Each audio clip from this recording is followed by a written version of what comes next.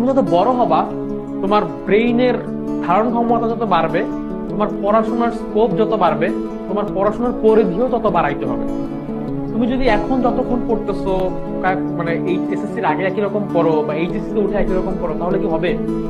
অনেকে বলবে যত বড় হবা পড়া তত কমবে, এটা পুরো ভুল কথা। যত বড় হবা পড়া তত বাড়বে, এটা হচ্ছে হার্শ রিয়েলিটি। মেনে নিতে হবে, কিছু করার নাই। এবং পড়াশোনা একটা লাইফ লং জার্নি, সারা জীবন ধরে চলে।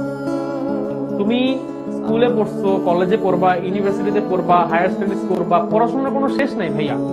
পড়াশোনা ভালো জিনিস, পড়াশোনা এমন না জোর করে করতে গেলে তখন ভাল লাগে না। আসলে মানে জোর করে কোনো কিছু করতেই ভাল লাগে না।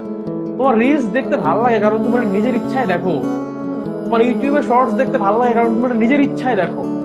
তুমি যদি নিজের ইচ্ছায় পড়াশোনাটাও করো, এটাও ভাল লাগবে। ঠিক আছে, পড়াশোনা জমা বানা, এটা হচ্ছে প্রথম ফার্স্ট এন্ড ফরমোস্ট ডিউটি হচ্ছে পড়াশোনা জমা বানা, ক্লাস জমা বানা। ঠিক আছে, কাজ জমা বানা। তুমি একদিনে 7 দিনের খাবার খাইতে পারবা না, এটা তোমার সম্ভব না তোমার পাকস্থলীর পক্ষে হজম করা।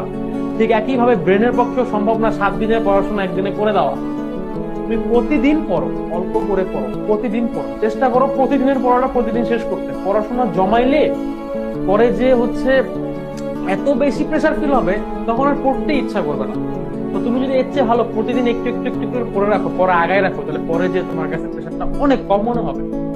ঠিক আছে, এটা কোনো মোটিভেশন না, এটা হচ্ছে একটা রিয়েলিটি।